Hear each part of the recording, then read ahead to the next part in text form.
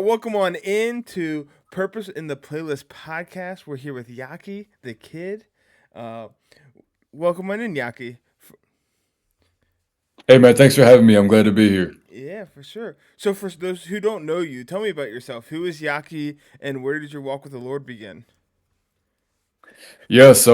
I go by the artist name Yaki The Kid. I'm a Christian rapper, but really at the heart of it all, I'm just a disciple. Mm, I really see music as a pathway to share the gospel, and so this is really just my ministry. I try and make it as much about Christ as possible, and kind of remove myself from the mix. But I'm really just using the gift that He's blessed me with, storytelling, music, artistry, and to just kind of foster relationships with people through music, but ultimately point back to the gospel. I've been walking with the Lord since I was 7 years old, so I accepted Him into my life at a very young age, but really didn't start doing this music thing until I would say 4 years ago when I started college coming out of high school. So I think that was 2021. And so music has kind of recently been a part of my life, but I've seen so much growth and so much purpose in that. And so I've decided to just walk in it. And God's just been opening doors. It's been great to just be able to use my gifts to create for His glory. So that's where I'm at right now. yeah, it's great. Love hearing that. So, talk to me about your sound. You got a very unique sound, I believe. T- Talk to me about how you started in the rap. Was it originally Christian hip hop? Was it secular music? How did that all begin? Oh yeah, so originally I never had planned on making music myself. I was always a fan of rap music. In high school I listened to all the big secular artists, just to name a few, like Future, Gunna, Lil Baby, J. Cole, Kendrick Lamar, you know, and I'm not necessarily shouting out all those guys because I don't agree with that lifestyle, but that's where I was at that time in my life. And it was actually a conversation with my parents who had came to me and in regards to my music taste, and they kind of brought it to my attention that this stuff was not healthy for my spirit. And so they knew the type of music I was listening to. They knew I was really into the culture and stuff like that. And they were like, we just want you to think about this, but we don't necessarily think that these are good voices that are speaking into your life. Because, I was raised in a Christian household. My parents, they're fantastic parents. I've known nothing but the love of God my entire life. And so the music that I was at that time in my life obsessed with was not conducive with the lifestyle that was true to me. And so they brought it to my attention. I tried to get out of it. I just was like, oh, it's just entertainment. It's not doing anything to me, I promise. But I was afraid to admit that it was affecting me.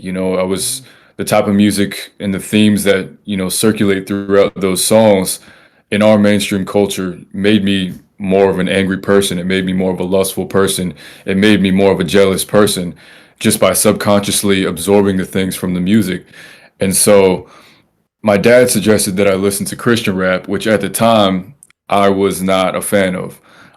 mm, There's that stigma. Christian rap is corny. Christian rap is like kids bop rap. It's for people who can't make it in the real industry. And so I was like, nah, I'm not really rocking with that.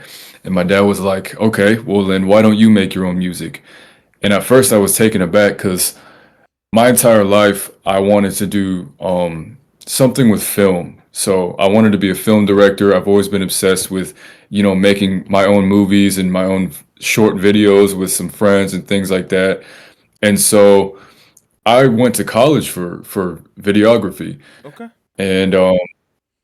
and so that caught me off guard because my dad was suggesting something that was not even on my radar. And so I'm like, hold on, let me turn my phone on Do No, Not Disturb. I'm sorry about. you're good. Yeah, so I thought my dad was kind of, just kind of throwing something out there that he didn't really mean. So I'm like, what are you talking about? And he said, well, if there's no music out there that is healthy for your spirit that you are a fan of, I would suggest you make the type of music you want to listen to. And so I was like, okay, um, sure, I guess. And so a couple months after that, he and my mom got me some music equipment for my birthday. It was a microphone. It was a what microphone was it? It was Audio Technica, I think. They got me headphones, studio headphones, Focusrite Scarlett Solo audio interface, and then I had my dad's old laptop. And so I had all the things I needed to start making the music. I started out, it was Christian rap, but it just wasn't good, you know? Like, because this is me just trying to see if I have any sort of passion for this thing. And so Yeah. I started releasing a couple things in my senior year of high school on SoundCloud and would just, tell some friends about it, whatever. But then I figured out that you can actually put your music on streaming services like the ones that people use, Spotify, Apple Music, YouTube Music. So I'm like, okay, cool. Like, let me actually take the next step, put it out there. And so towards the end of my senior year of high school, I started putting my stuff on real platforms. And I got really good reception from it. And people were like telling me, like, there's really some substance in this music, and I think you should take it and run with it. And so as I got to college and just kind of matured throughout these past 4 years, I've really been praying about, stepping into this full time, and I really see the purpose in it. And now it's no longer just about me and trying to be a musician, trying to be somebody, but I really believe like this is the best way for me to share the gospel with people.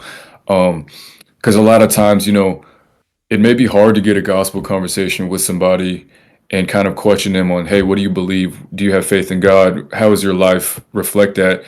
But they'll listen to rap music, they'll listen to good music, you know what I'm saying? And I try to put a worthy message in all of my songs.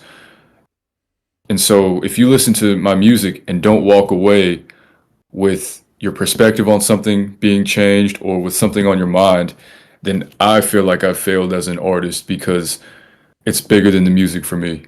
And so, yeah, I guess in kind of a condensed version, that is my testimony slash music journey so far and how I kind of started on this thing. Yeah, that's awesome. I love hearing that you wanted to use your music as a ministry because that's important. I remember when I was in college, my dad pulled me aside. I was gonna leave ministry. I wasn't gonna go that way anymore. Mhm. I'm a youth pastor now, but I was like I'm not gonna go that way. And I wanted to be in sports. I wanted to be a sports athletic director or athletic trainer. And my dad pulled me Yeah, aside and was like, how are you going to use this in ministry? Because as a Christian, you were called to do ministry, and no matter what you do, like if you're a plumber, you're called to witness to people, even as you're plumbing. No matter what you're doing in your life, right. as Christians, we're called to witness to people and to be in ministry. And so anything can be a ministry. And like you said, Yeah, they might not come to my youth group and listen to me speak, but they might be like, hey, who's this Yaki the Kid or Yaki the Kid guy on your playlist that you're listening to in the car? You yeah, know, it's yeah.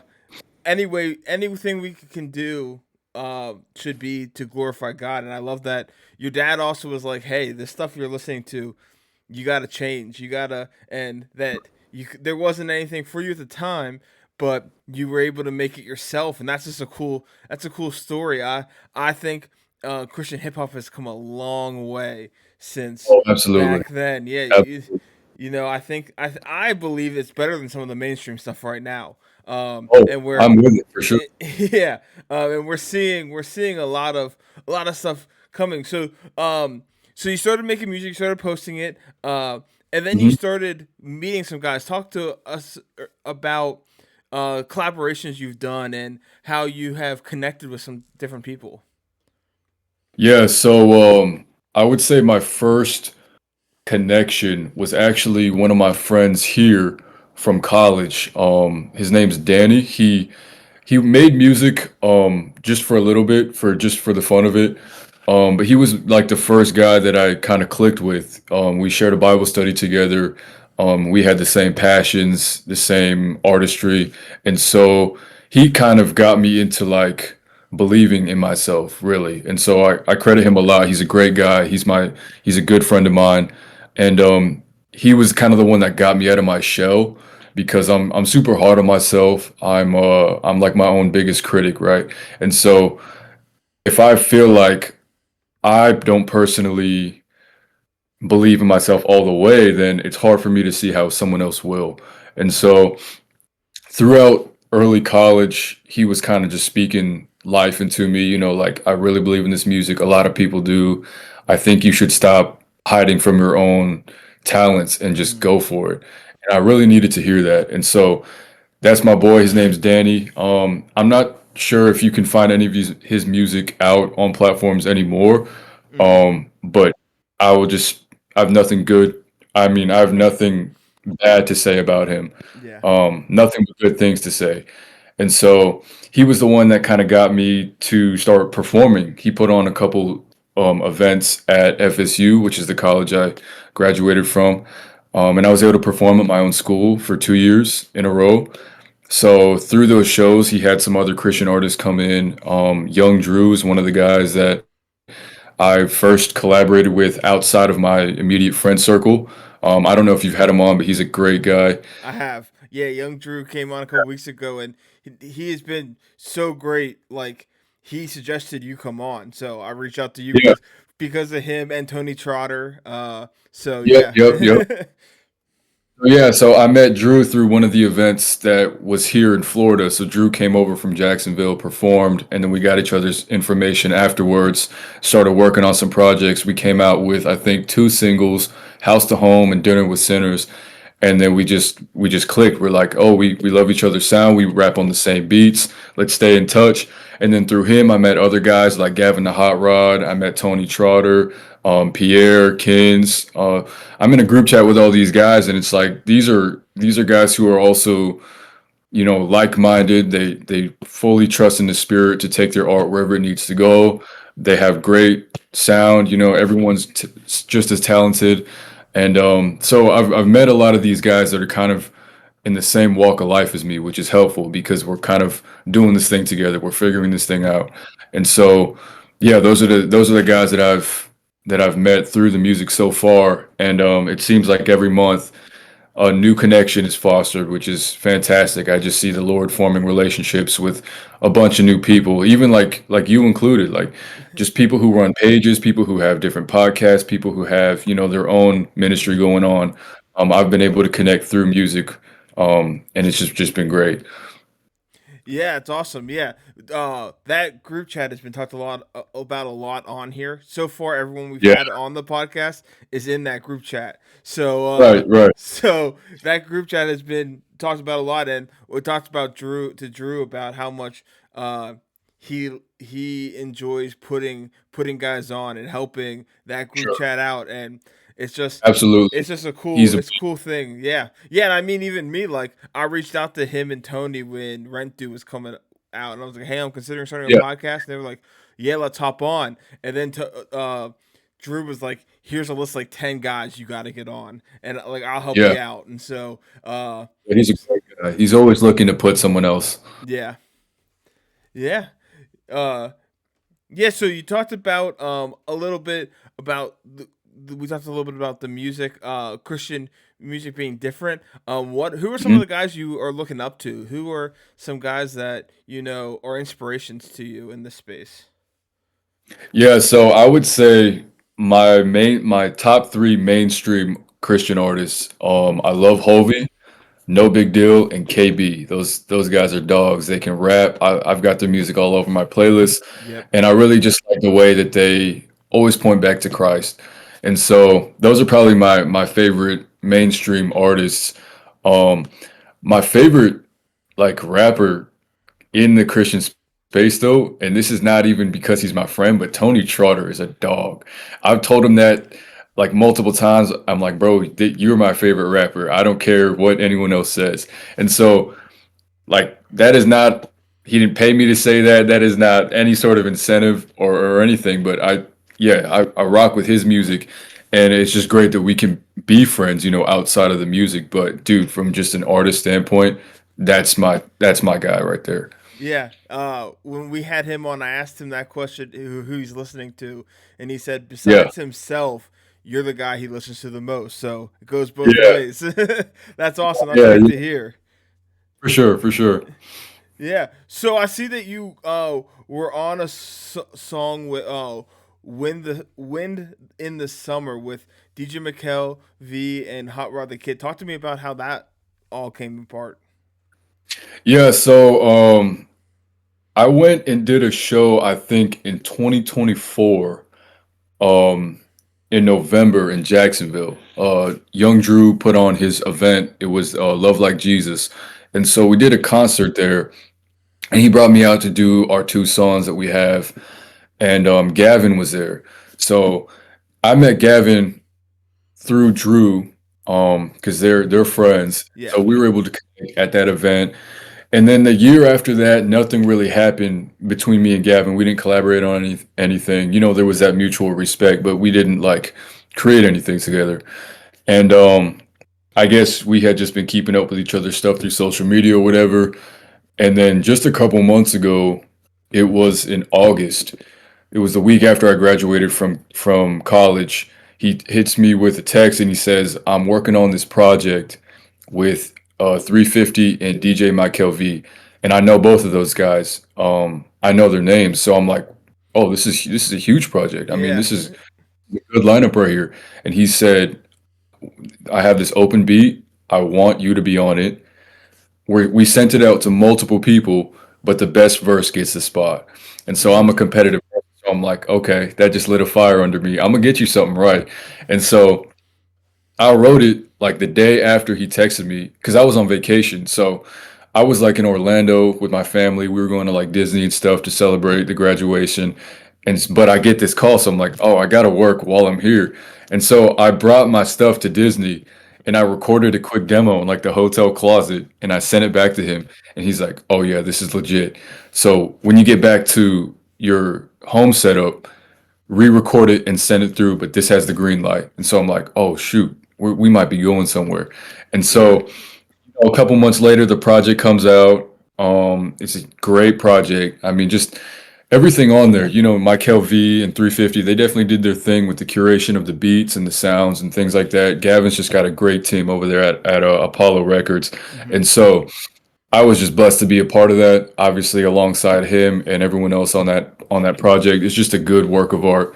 And so that's probably definitely been my biggest collaboration so far. That definitely got a lot of people from other circles to notice me. And so that's been a huge blessing over the past couple months, just, you know, having connections with people I never really would have been in a room with before. Just hitting me up and being like, bro, you're disgusting. Like, this is something real. Like, keep going. I'm a fan. And so it means a lot from just seeing other guys who are in places where I want to be. You know, they're successful, they're Mhm. walking in faith, and they're finding just great opportunities to be able to just tell me like, hey, you're on the right path. Keep going. You know, like this is you have something special. And so, yeah, about that song, it's just been pretty life changing over the past couple months. Yeah, I'm sure. Yeah, Yeah, those features, like it takes me back to 2017. I was mostly listening to the top guys, Lecrae and those kind of guys at the time. And I was working at a summer camp, and me and my friends we made our song of the summer like Hammer Time by Lecrae, and we were like, right, right, who's this 1K Few guy? And so we started looking right. into him, and now he's Now uh he's up. yeah, now he's up. So like that just kind of reminded me, just that little shot, like that one song can really, more people gonna get to hear you. So that's really cool that you gotta be on that verse with those guys. And like I said, you have that very unique sound that like I can only think of one other guy in the space that sounds anything like you, and that's Alex Jean, and that's a huge compliment Yeah, in my yeah. opinion. He's up. That deep voice, so yeah, that sound is something that's very unique to the space. I think can take you pretty far, which is really cool. Thank you. Yeah, Thank you. yeah. So talked about the feature. Or is there anything you're working on? Yeah, so I have some unofficial things in the works, you know, things that haven't necessarily been titled yet. But me and Tony are doing a collab tape together. Me and Drew are doing something together as well. And then I'm working on some singles right now that'll probably come out early next month. So within the next like 2 weeks, I plan on putting out a single. So really, whenever I find time, I just kind of, you know, write a song or record a verse, whatever it is. But in terms of like a structured rollout plan for like the rest of the year, I haven't got it all organized yet. But we definitely been working on some things. Gotcha, gotcha. That's cool. I Yeah. look forward to hearing those things. Yeah, thank you. Yeah. So last week we had Kins on, and he talked a lot about how when he is writing uh lyrics and stuff, if he's not Mhm, tapped in with God, he struggles to write. How do mhm. you keep the focus on God when you're writing? Oh, I agree with that 100% because something that I find that's interesting, a lot of artists, specifically rappers, will usually keep their pen sharp by writing every day or as Mhm. often as they can, right? So it's like the more you can write, the sharper you'll be, the easier songs can flow out. I feel like I'm the complete opposite. I can't just sit down and write a song, even if it's for practice. Like all my life, I cannot finish a song if I'm not right with the spirit. And Mhm. it's and that's how I know like this gift is all God. This is entirely his. I'm just an instrument.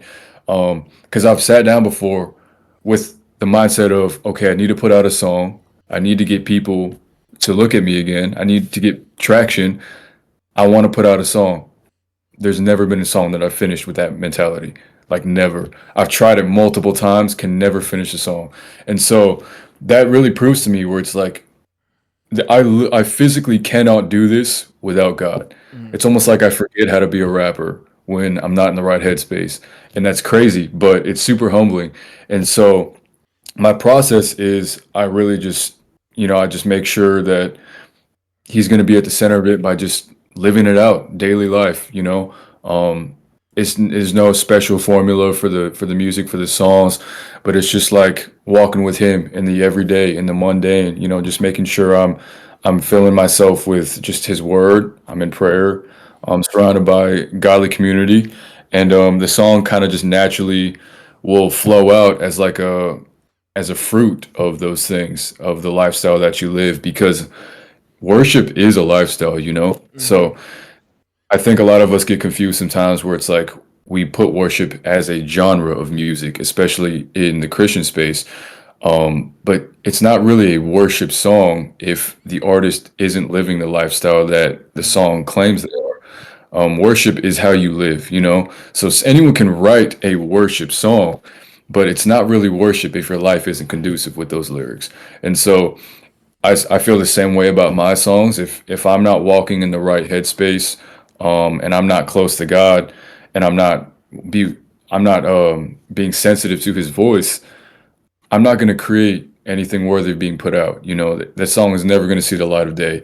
And so my process is really just being faithful in the everyday, and He literally just gives me like holy downloads. Like he'll give me a topic, he'll give me a bar to start off a song. He'll just give me these random drops that I know like if I sit down and I just say, let me just sit down here for like 2 hours because I have this thing in my mind and I know God's tugging at my heart right now. I want to write it down. I can write a whole song in less than an hour and record it in the next 2 hours. And so sometimes 2 weeks will go by, sometimes 2 months will go by without like that divine inspiration. Mhm. And then once it hits, it's it's like I'm all gas. So once I get that green light, I'm like, okay, let's do it. And then something will come out of that. Yeah, yeah, it's important to stay tapped in, with your music. I know, like, I feel the same way when I'm preaching. Like, if I'm not, like, if I'm not tapped in, I have a hard time writing a sermon, right? Because I'm not feeling the Holy Spirit through me. Mhm. I'm not tapped in with that type of stuff. I'm not. But when I'm really diving in, I have so many sermon topics, like Right. For sure. sometimes my pastor would say, "Hey, can you preach this Sunday?" And I was like, "Yeah." And he's like, "You got some?" Or in like a month, and I'm like, "Yeah, it's fine." And he was like, "You got something ready?" And I was like, "Yeah, I don't have it written down, but like in my personal Bible study, I've been diving through this, and Yeah. I've kind of already written a message in my head. I just have to put it together." And so, but then there's times where it's like, maybe I'm not as into my Bible as I should be. And he's like, "Hey, can you preach in a month?" And I'm like, Exactly. maybe." Yeah. So yeah, that's And awesome. what That like same thing with music. It's that spirit bag, bro. Once you're tapped in Yep. with the Holy Spirit, this bag is deep. That's when all the gems start coming out. Yep.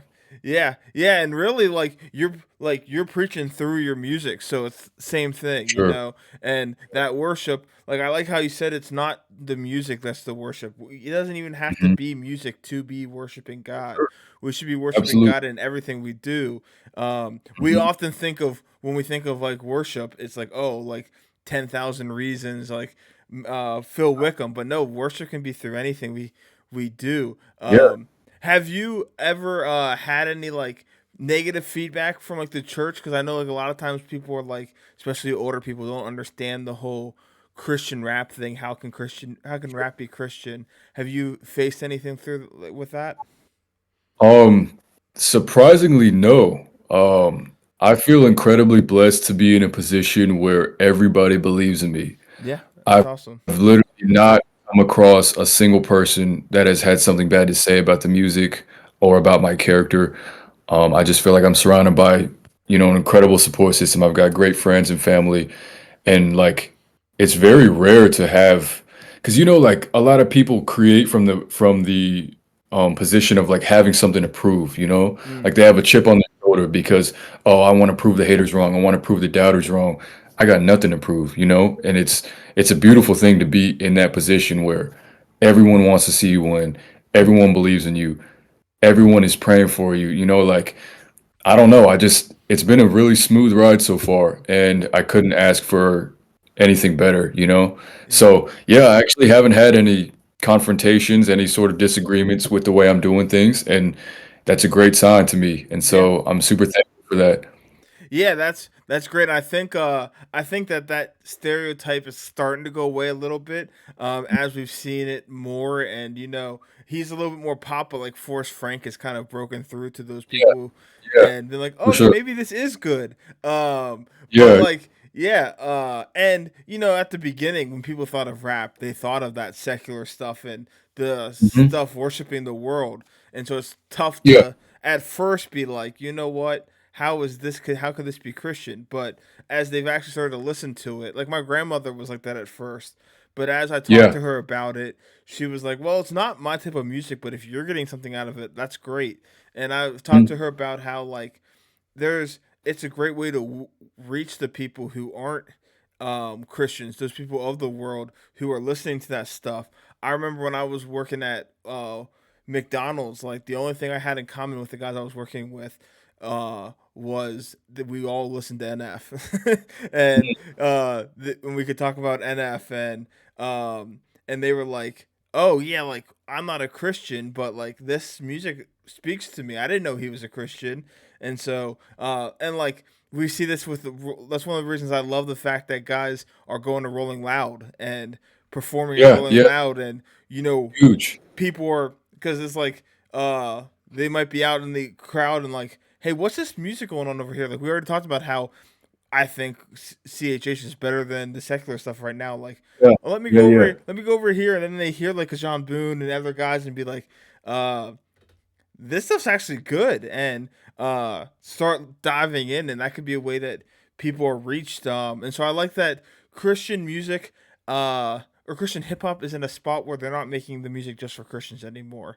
Because Mhm. at the beginning that's what it was. Is it was like here's Yeah. rap, and like you talked about, it was like your dad was like, here, make something for you to listen to, but the Mhm. fact that it can be not just for Christians, that it can be reaching people, and like I said, like a way for people to witness to their friends, like, hey, listen to this new song that just came out, and they're like, oh, this is good. Yeah, And then yeah. yeah, and it's not feeding the, and even if it's just like, oh, I like this because it's not there's not cussing in it or whatever, like that's a great start. Because you're right, Yeah, like how your dad said that music that you're listening to can really affect the way you live. I thought the same thing when sure. I listened to a lot of CHH growing up because I was in uh, a pretty strict Christian home. Love my parents. Like it was, it was good strict, and like they really watched what we were listening to. Like we really only could Mhm. listen. Like we didn't have iPods or anything like that for a while. It was like CDs. So it was like what CD they bought me, and so Yeah, yeah. it was a lot of Lecrae and Triple E and like that type of stuff, which I'm thankful for. But then once I got like a phone and started listening to Kendrick and other guys like that. I got to college and got away from being around Christians as much. Even though I went to Christian school, I was listening Mhm, to all that music that I shouldn't have been, and I was like, ah, it's just mhm. like it's what it is. Like I like the beat, like I like the way the music is. Yeah. And then but then I noticed myself like I was talking like they do in the songs, like I was cussing a lot and not living the Mhm. way I should be, and I was like, where did this come from? And so then I had to like take a step back and be like, why? Okay, some of it's my friends, but some of it's the music I'm listening to. I'm listening to like anytime I walk to class, I put my headphones in and like the F word's probably in like a bunch of the songs I'm listening to, but I'm like Yeah. it's infiltrating your brain, and um we need to watch those things. So having that music uh that worships God and is still fire is a really cool Mhm. development that we've had. Oh, absolutely. Yeah. So I've asked this question to a couple of different people. Is there like an album you've listened to, whether it's yours or someone else's, that has like, or a song that, or a lyric that has maybe like affected your life uh, and yeah, affected your life? Let me think. I listen to a lot of stuff. Um,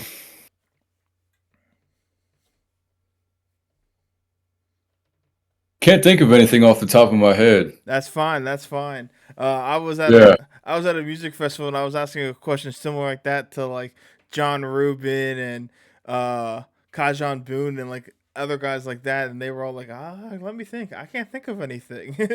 But Yeah. lyrics is just something that I really enjoy. I started my page off of Oh, making lyrics or yeah. posting lyrics because I was in my drive home on the way home from church. And I was listening to a Hovey song, and I was like, man, this lyric just hit me hard, and I wanted to share it to people. And so I Mhm. looked, and I couldn't find anything like neatly on Instagram just to, like share to my story. And so like kind of like how your dad said, why don't you make it yourself? I felt God tell me like, why don't you make it yourself and start sharing, making it easier for people to share lyrics with their friends. And I need to get back to doing more of that stuff. I kind of like life gets busy, and then I started doing this, and but I still want to continue to post those lyrics and make it easier to share that music. And one of my and I thought, oh, like if it's nothing else, then like me and my friends can share it to our stories. That's like what was Yeah. cool. Yeah. But then I seeing God kind of bless it and it grow to like 600 followers, which might not be a ton, but like that's more than I ever expected to get. Um, and uh, and then like starting to it turn to like guys like Drew and other guys like that starting to interact with my stuff, and I was like, oh, this can also be a platform to help guys be noticed, guys Mhm. who are really good, that I've got a little bit of an audience that I can kind of help push those people. And I also, selfishly was like, those are the guys who are going to see my messages and post my stuff as well. And I started to get to know some of these artists on a personal level. And that's what led to this podcast and led to us here today. Yeah. Yeah. So is there a lesson that you have learned as an artist so far, like a big lesson that you've learned in creating?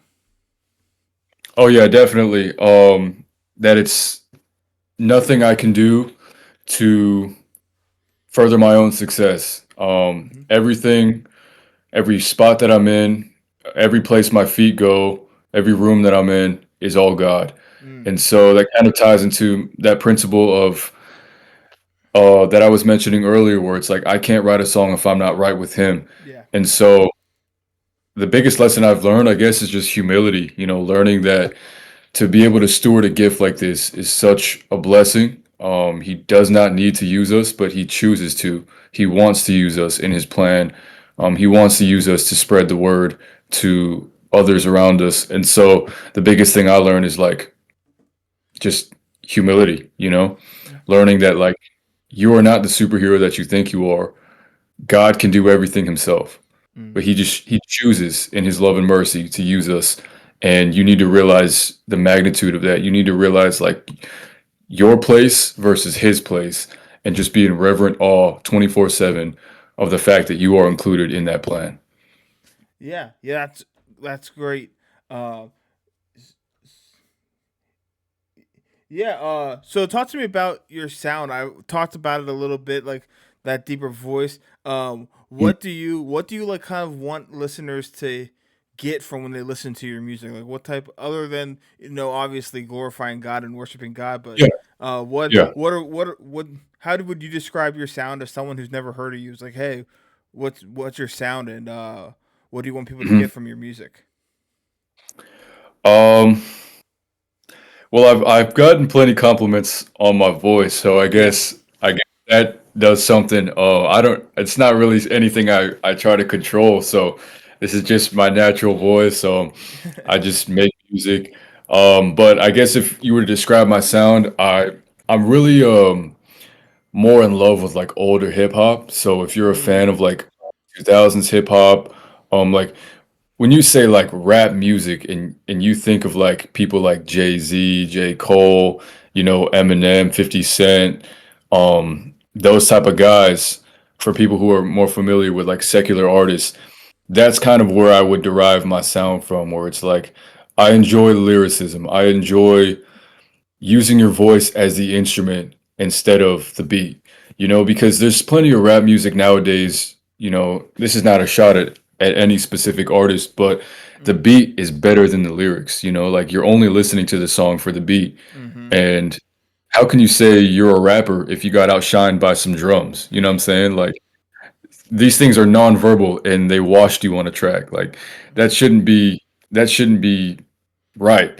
And so I really enjoy music to where the takeaway is what the guy is saying, like you walk away thinking about the topics, you walk away ruminating over the lyrics that were used.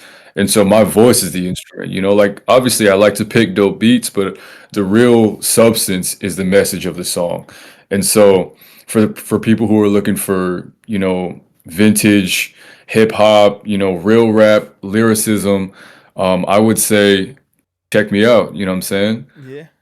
Yeah, for sure. That's great. And now, do you make your own beats for those beats you have, or do you find some beats online, or do you have a producer you work with? Yeah, so I don't know how to make beats, which is Okay. like one of the only things that I would love to learn. But I lease them from YouTube actually. So I'll Okay. go in and find, just online producers, they post all their stuff on YouTube, and there's some dope producers on YouTube, by the way. So YouTube beats, whatever stigma is around them, like, oh, it's a YouTube beat. No, like they're fire. They make better beats than some mainstream producers, I'm telling you. And so I'll just buy the leases for those Okay. and put my vocals over it. But everything else like the mixing and mastering I do by myself in my room here. But yeah, the beats come from online. Found some pretty dope producers that I kind of just keep in a rotation. So I really work from like the same producers. Um, but yeah, that's where I get them. Yeah. Eventually, I'll teach myself, how to make beats and get a drum machine and all that. But that has not made its way on my checklist yet. Gotcha. Gotcha. So yeah. One of the things that first stood out to me when I even like saw your name was like the name sticks out. What came is there meaning behind Yaki the Kid? How did you create that name? Yeah, so when I mentioned my story earlier in the talk about just kind of wanting to make music for the fun of it and Yeah. wanting to be somebody, I just came up with a funny name that I would just, wouldn't think of nothing about. And so when I was coming up with my SoundCloud name or whatever, this is at the time of like the Lil Pumps, like the little like whatever the kid, Lil something, Lil whatever. And Yeah. so I'm I'm from like, the same I'll town as Little Skies, so yeah, exactly. understand that time. Exactly. And so I was just like, why not? I'll just put something out there that's like along the same naming convention. And so I just thought of like things that I like, things that are funny. And I'm like, I like teriyaki chicken. Why don't we say Yaki, Lil Yaki? Nah, Yaki the Kid? Sure, why not? And then so I just made it for literally as a joke, right? Because I didn't think this was gonna go anywhere. I was just like, Mhm. oh, I'm a SoundCloud rapper. You know, like this is how we name ourselves. Um, but I've kept it over the years because it kind of just reminds me like I'm not I'm not anybody, you know, like Hmm. not to take myself so serious, you know. I don't want to be known as like this artist. I don't want to be this celebrity. I don't want to be this like persona. I'm just a normal guy and I'm using my gifts to glorify God. And so the reason I kept the name, even though the music has definitely gotten serious, is just because it reminds me where it's like Mm. you can just take life, you know, lightly sometimes, you know, like you don't always have to be so serious, so concerned with your image, how people perceive you.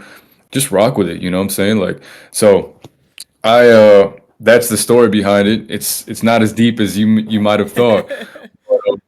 Yeah, I just think it's funny and a lot of people like the ring to it, and so I guess it's stuck. Yeah, it's definitely one that it's easy to remember. Yeah. I've been watching some of uh oh, No Big Deal and John Keith's Twitch streams where they listen to people's music, and their Mhm. biggest things are like, "Yo, change your Instagram name. Your name needs to be like something that people can pick up on, because Mhm. it'd be like producer dot something, and they'd be like, no, you got to make it Yeah. this easier to find." Like Yaki's Yeah. one that's like you hear that you don't forget it. It's like one that Yeah, yeah. and honestly, when I first listened to you, I was like, I did not expect that voice to go with the name, I don't know what I was Mhm. expecting to hear, but like, I started listening. I A was lot like, of people say that, yeah. oh, wow, okay. So, but Yeah. it's a name. I do like the name. That's one that you don't forget. I figured it was something with teriyaki because I saw teriyaki in your Instagram. But yeah, yeah. Is there anyone? I mean, you talked about that group chat. Is there anyone on the come up that you want to put on a little bit? My brother has started a challenge where he's trying to find someone I've not heard of. And Mhm. so one of I guess a new segment of the show is make his job harder and put me on to somebody, and the listeners onto Okay. somebody. Um, Let me think. If not, that's cool too. Yeah, because it's funny because I'm usually in the position of the guy that's being put on. You know what I'm saying? Like Yep. all of my friends, all of the guys that I work and collaborate with, I'm usually like working up. Like they're the ones like putting me in front of their audience. So I don't know if I've encountered anyone right now that is like a Yeah. newer startup or more inexperienced than me. I like to think that I'm like always the student in every room, you know, Yeah. just learning from these guys and things like that. So can't think of anyone right now. Yeah, that's fair. I mean, like, and I guess another way I could think of this question is like, if someone is like, hey, like someone who mostly like listens to Holvey and like those mainstream guys are like, hey, put me on to someone. I'm guessing you're gonna say Tony Trotter because you said that's the guy Oh, you listen to. for You sure. know, a lot of that And group if they chat, a lot of that group chat need has been my new like, hey, you got to check out Pierre, you got to check out Yaki the Kid and those guys. Yeah. yeah, for sure. If someone's like, "Yo, give me someone off the top," I'm gonna say Tony. If Yep. someone says, "Give me five more," I'll name the entire group chat. So, Yeah, yeah. That group chat's got some hitters in it. So yeah, I think I can. There's gonna do some great things through that group chat and the music that you guys are doing. And I love the collaborations. Like almost like every other week or every week, I see a drop from like mhm. multiple guys in that group chat. I'm like, okay, like this is kind Yeah, of cool. Like and it's yeah. almost always Young Drew. Young Drew's like on Oh, a for track sure. like every week. I feel like. Oh yeah, working. Yeah, yeah. So that's been cool to see. So as we wrap up, do you have any encouragement maybe to someone who's like, uh, either new to faith or like wanting to get into Christian hip hop and making music? Do you have any encouragements for those type of people? Yeah, just lean on God, you Mm, know? The thing about being an artist in our society is that the world tells you to make it about yourself, you know? You're supposed to have that mentality where it's like I have something to prove, kind of like what I was talking about earlier. It's like the world wants you to have that fire underneath you mm, to go out and get what you want, go out and make it to the top, climb that mountain. But there's been so many artists throughout history of just mankind's existence, so many celebrities, people that ran the world that got to the top and they realized there was nothing there. and they're still unhappy, they're still depressed, they're still longing for something that only God can fill.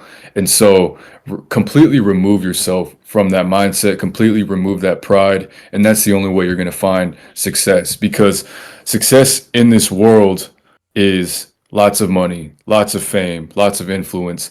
But success in the kingdom is being faithful to what God has told you to do, Mm. and you stand in front of him on the day of judgment and he knows you. He says, "Well done, my good and faithful servant." And so, if you're going to go on this artist journey, if you're going to embark and chase your dreams, make sure God's at the center of it all. Because if you're faithful with 50 people, you may not get 50 million streams, you may not be selling out these world tours, but if you're faithful with the portion he's given you, you've completed your mission. Yeah. None of these numbers matter. None of the fame, none of the material possessions, nothing matters. Everything's going to fade away, and it's just going to be you and God. And if you were faithful to that calling, you're going to be with Him for eternity. Yeah, yeah, it's great. Those are great encouragements for not only just artists but people in general who Yeah, are trying to grow in their faith.